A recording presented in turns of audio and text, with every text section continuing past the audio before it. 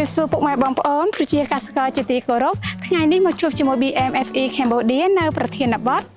តើធ្វើដូចម្ដេចទើបដឹងថាប្រព័ន្ធឫសនៅតែរឹងមាំឬកំពុងចុះខ្សោយប្រព័ន្ធឫសគឺជាគ្រឹះសំខាន់នៃសុខភាពរបស់ដើមទុរេនឫសរឹងមាំនឹងជួយឲ្យដើមលូតលាស់បានល្អចេញផ្កាស្មើកាន់ផ្លែបានល្អនិងចិញ្ចឹមផ្លែបានល្អ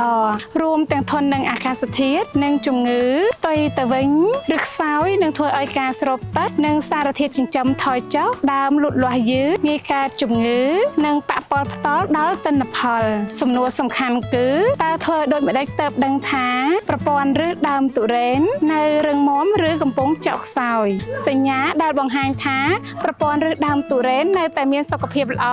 នោះគឺមានឫសល្អិតច្រើនពណ៌សស្អាតមានចុងឫសថ្មីលូតលាស់ជាបន្តបន្ទាប់ឫសរឹងមាំមិនរលួយមិនមានក្លិនស្អុយមានស្លឹកបៃតងក្រាស់ត្រួយថ្មីលូតលាស់ស្មើគ្នាដើមលូតលាស់បានល្អ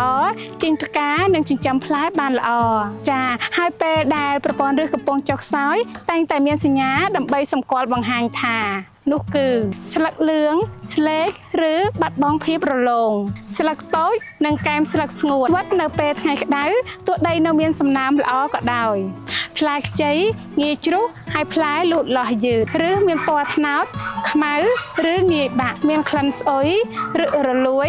ឬសម្បករបកតើយើងមានវិធីអ្វីខ្លះដើម្បីពិនិត្យមើលប្រព័ន្ធឫសថាឫសកំពុងតែលូតលាស់ល្អនៅតែរឹងមាំឬកំពុងចុះខ្សោយវិធីពិនិត្យមើលប្រព័ន្ធឫសនោះគឺជីកដីថ្នមប្រហែលជា40ទៅ60សង់ទីម៉ែត្រពីគល់ជម្រៅ10ទៅ20សង់ទីម៉ែត្រដើម្បីពិនិត្យមើលឫសល្អិតប្រសិនបើមានឫសល្អិតច្រើនពណ៌សហើយមានចុងឫសថ្មីលូតលាស់ល្អ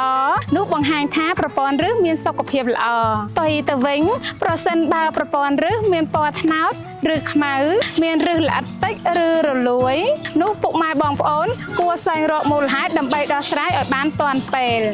តើយើងមានវិធីអ្វីដែរដើម្បីថែរក្សាប្រព័ន្ធឫសឲ្យបានរឹងមាំទី1គឺរក្សាដីឲ្យធូរនិងបង្ហូរទឹកឲ្យបានល្អទី2ស្រោចទឹកឲ្យបានស្រស់ជៀសវាងដីជាំទឹកទី3បន្ថែមជីសរីរាង្គនិងមីក្រូសរីរាង្គមានប្រយោជន៍បន្ទាប់ពីនោះគួរពិនិត្យប្រព័ន្ធឫសជាប្រចាំជាពិសេសក្រោយពេលភ្លៀងខ្លាំងឬអាកាសធាតុប្រែប្រួលដូច្នេះហើយប្រព័ន្ធឫសដែលរឹងមាំគឺជាមូលដ្ឋាននៃដើមទុរេនមានសុខភាពល្អការត្រួតពិនិត្យនិងថែរក្សាឲ្យបានទៀងទាត់និងបានរកឃើញបញ្ហាបានឆាប់និងការពារទិន្នផលបានមានប្រសិទ្ធភាព BMFE Cambodia រីករាយជានិច្ចក្នុងការរួមដំណើរជាមួយពុកម៉ែបងប្អូនកសិករគ្រប់ជំហានដើម្បីឆ្ពោះទៅរករដូវប្រមូលផលដ៏ជោគជ័យនិងសម្បូរបែបជួបជាមួយ BMFE Cambodia នៅវីដេអូបន្ទាប់សូមអរគុណ